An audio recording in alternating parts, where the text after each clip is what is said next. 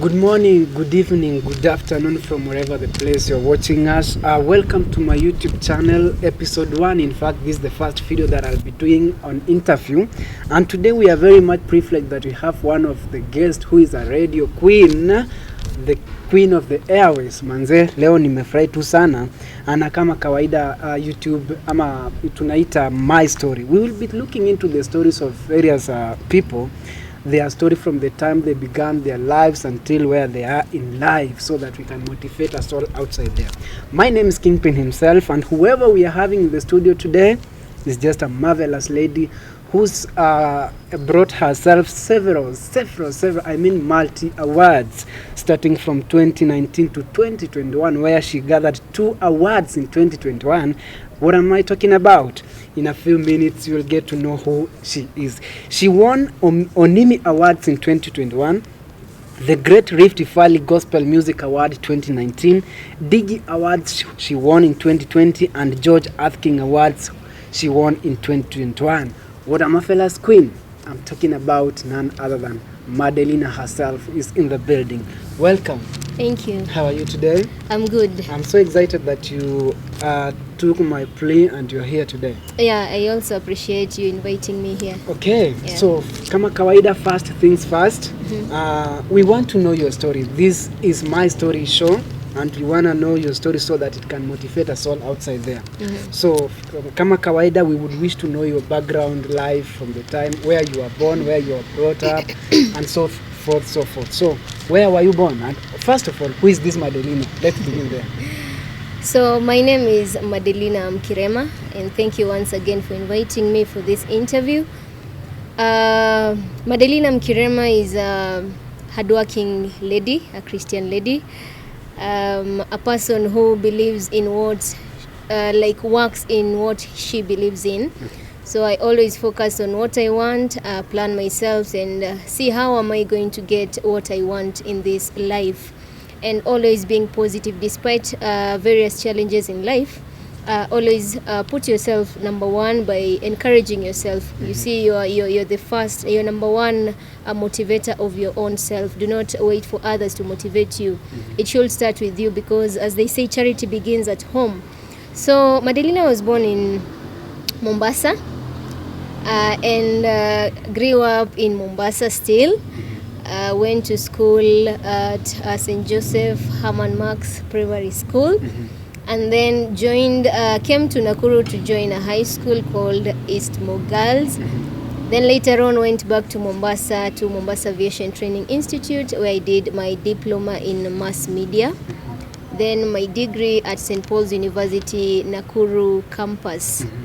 After that, I started my internship, attachment actually, at Sifa FM. It's a Transworld radio located, it's a project of the Sudanese, but a project which is in Voi, Taita Taveta County.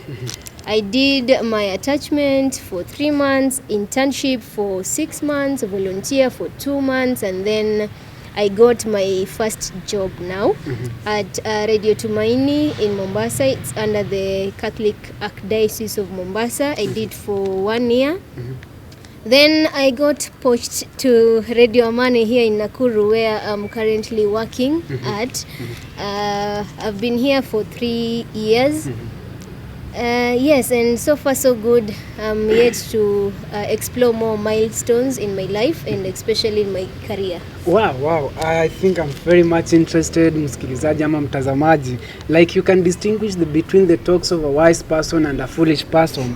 All we are seeing here today is nothing but a lot of wisdom here is detected. Now, Madelina, you said you were brought up in Mombasa. You were born and brought up in Mombasa. Yeah. Can you give us a short history of your parents? My parents? Yeah, we would wish to know that. Okay, in terms of what specifically? Who are your parents? My parents, okay, my dad is called Mr. Joseph Kirema. My mom is Luciana Mkirema. And then, I'm brought up in a Christian family. Yes, and I'm proud of them, because it's because of their efforts that I'm here today. For them, trying to struggle each and every day to at least take me to school and gain this education, which we are told it's the key to life. Exactly. But at the same time, I still believe that education at least guides you. It assists in guiding you, but it's a matter of being creative in this life. What can you offer to the world, not what the world can offer to you. So it's you exploring and knowing what you can do and exploring in it, making it perfect. And being creative in each and every sector of your life, or rather whatever you're doing, maybe it's your talent, try and make it unique, because that's what it's selling right now. But I'm also happy because we are in a different era where it gives a platform to even those having talents. A talent can be your career. For me, I love talking, and not just talking, but talking sense, and that is what is paying me right now. Okay. So it's possible. Oh, thank you. Okay, let's dwell much into your career occupation, where you said that according to what I've seen, you've majorly worked in Christian radio stations. I've not heard you saying or talking about a radio station that is not a Christian-based radio station. For example, you said you work in Siva FM, that is where you started your attachment. You worked in Tumaini FM and now Amani. Did you ever thought of yourself working in a radio station that is not Christian? I don't find it actually different, because it's a project under the Christian maybe setup, a Christian setup. But the project itself doesn't mean that we're specifically doing a Christian program and all that. Specifically, I personally, I do a youth program. And of course, with youths, you explore even more than just Christianity, because you have to give them other knowledge available, the business knowledge, there is the nutrition, there are other things outside the religion, or rather the Christian part of life. So for me, I don't find any big difference, because with youth, of course, I do play even other various youth music. Exactly. But also you try and check out, simply because it's a Christian setup, you try and check up on the message that you're giving out, even the kind of music that you're playing.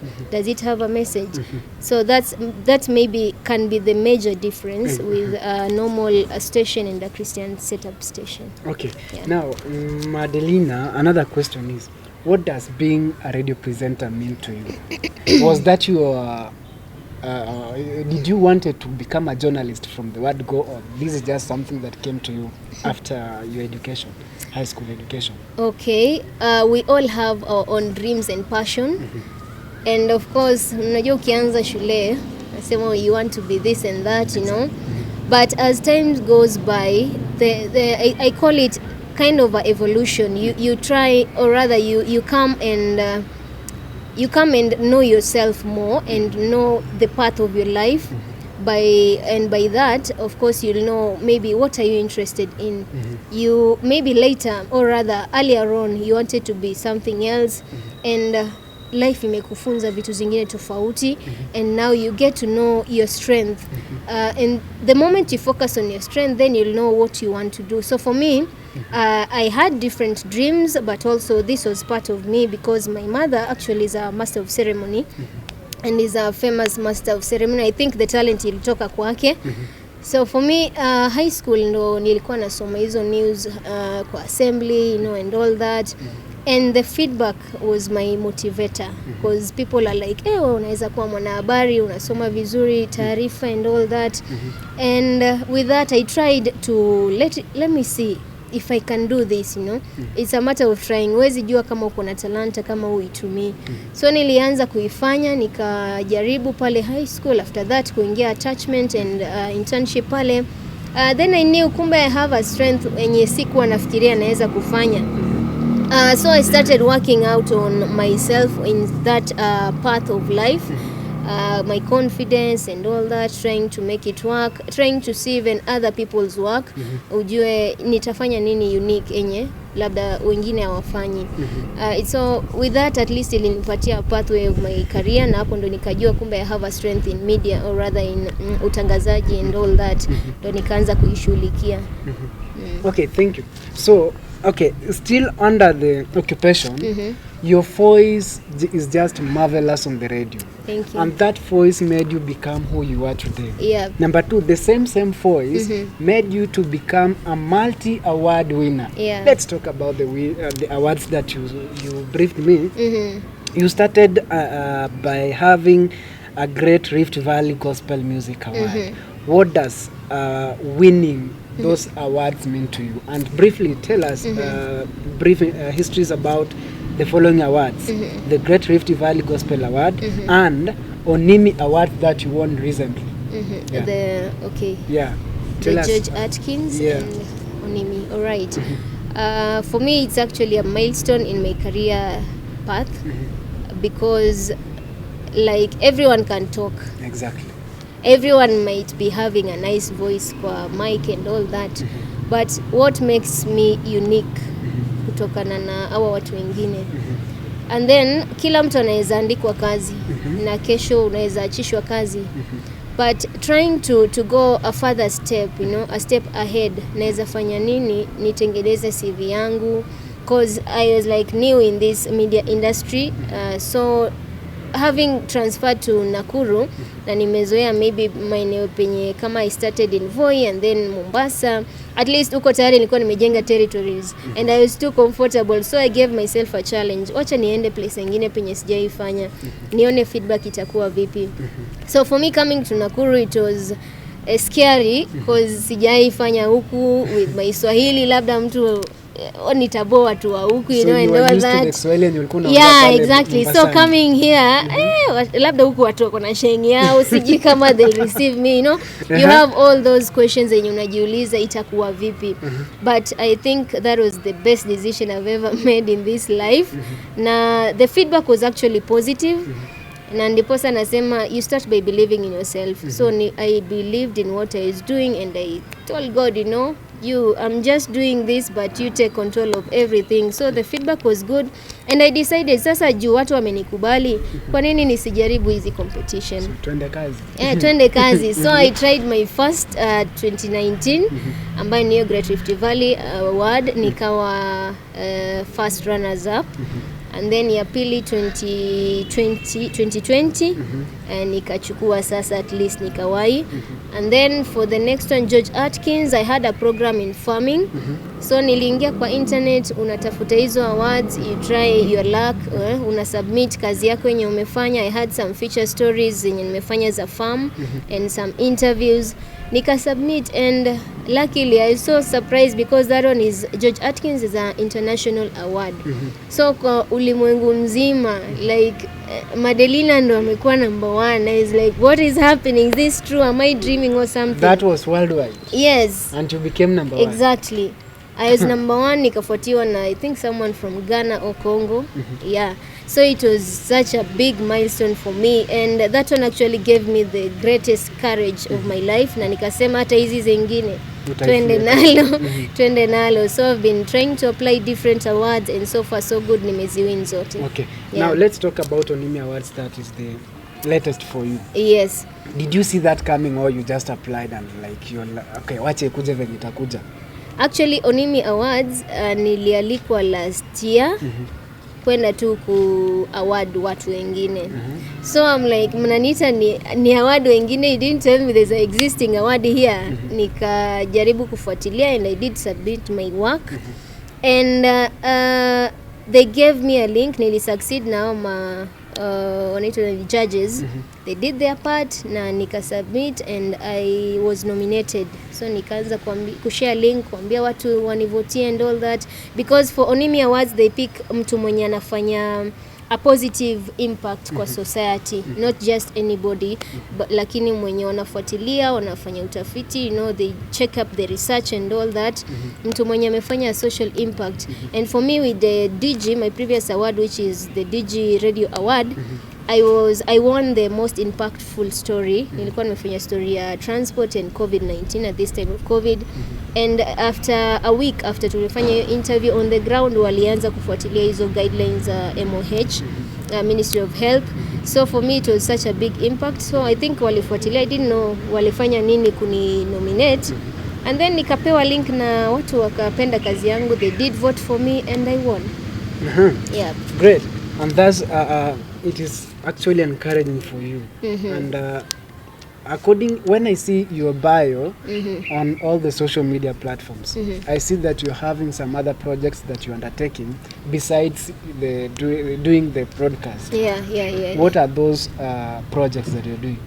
All right, I have a couple of projects, but the most recent one, I am a founder of Disability Beyond Understanding. It's a community-based organization ambayo it's a matter of making an impact in the society for me. I believe it's not a matter of kujifaidi mimi, lakini after nikitoka kwa media ama nikikufa hata watu watanikumbukia nini. So I had a program yenye nilianzisha on my radio program ya people living in disability. And after those couple of program kusikia hadithi zao, I was like, okay, after the program, what next? So I went a milestone further and I decided to open this community-based organization ambayo so far so good. Tumepata kuvisit Nakuru Hill Special. It's a special school for the mentally and physically children. And with the challenges that they are facing, I felt why not, because niko at least na watu ambao wananiamini na kazi yangu yenye nafanya, why don't I convince wasaidia watoto. So we've been having different projects. Last year tulienda tukawatembelea generally, and this time after doing an evaluation na wao, they were like wanahitaji diapers. Because most of them, they are mentally challenged, so hata kwenda haja, they just don't know whatever they are doing. So it has been a couple of a challenge to the staffs wenye wanaangalia watoto, na waliponiambia ya kwamba they are calling unto us to go and help them, I decided to create the charity diaper drive ambayo we went on Friday last week and it was very successful on Saturday. So for me it's a matter of making an impact. Project zangu zote actually ni mambo ya kusaidia jamii. Okay. Yeah. Now we want to look the other side of the story. Obviously whenever there is success, there must be challenges beside that success. Yes. I want you to tell us the greatest challenge that has ever faced you that almost made you give up in life. Please tell us. Career wise or life? Anywhere, life, career. Actually, we want to base our challenges on career, especially. Okay. So can you please tell us? I think I've mentioned it earlier on. The fact that niliacha place nilikuwa comfortable, like everyone knows Madelina Msupa Yesu. Na mimi kukuja Nakuru, I'm new, I didn't know feedback itakuwa vipi. So I was like, alafu pia despite ya kwamba ndio naendelea financially and all that, but how will the people receive me? That was my greatest challenge, I think, so far. But it was so positive and I thank God because I was almost, did I make, unajua unakaa chini unajiita kama mkutano, nilifanya kweli kitu poa ama si ningekaa huko penye watu wananijua, mbona nimekuja place yenye sijulikani? How am I going to grow my career penye sijui kama watanikubali? Unajua kuna challenge kubwa kama umeenda place mpya watu wanakukataa and uko kwa kazi una expect hapo ndo grow na watu wamekukataa. It's the worst thing that can ever happen to me. Okay. Yeah. Thank you very much for sharing your story. And as we wind up, I want you to face this camera and talk to that youth outside there who is almost giving up in life, knowing very clear that you went through a lot, but later on in life you tried as much as possible, and that you get the title a multi-award winner. Talk to that youth outside there. Okay, for the youth mwenye anatusikiliza, mwenye anatuona, mwenye tutazama, I can tell them that everything is possible. Of course putting God first and kujituma. Na kujituma imanishi tu kuamka asubuhi, kurauka kwenda kazi and all that. Lakini try and make yourself, whatever you're having, maybe it's your talent, unajaribu kuigrow. Make it unique. Kila mtu anaweza kuwa na talent ya kuimba, lakini mbona watu wasikilize nyimbo yako na wasisikilize ya mwingine? So try and be creative. In this life I think nimekuja kurealize kila mtu anaweza pata certificate ya kupass. Lakini ukipewa ile kazi unaweza kuifanya beyond expectation ya watu. So try and be unique and everything will be okay. In fact watu ndio watakuwa na kuita badala ya wewe kwenda kuhustle, kuitafuta ile kazi, watu ndio watakuwa na kutafuta. Yeah, everything is possible in this life. Keep moving on. Jiamini, hiyo ni kitu kingine. Lazima motivator wa kwanza akuwe ni wewe. Jiambie, jikalishe chini. Jite kama mkutano, niambie ni mimi I can do this, And then ukuwe na support system mzuri ambayo mimi nita prefer familia yako. If you have a stable family ambayo wanaweza kusupport anyone mwenye at least hata ukiwa down you call na unamwambia yeye na feel hivi and they can encourage you, at least hiyo pia itakusukuma mbele. Yeah. Wow.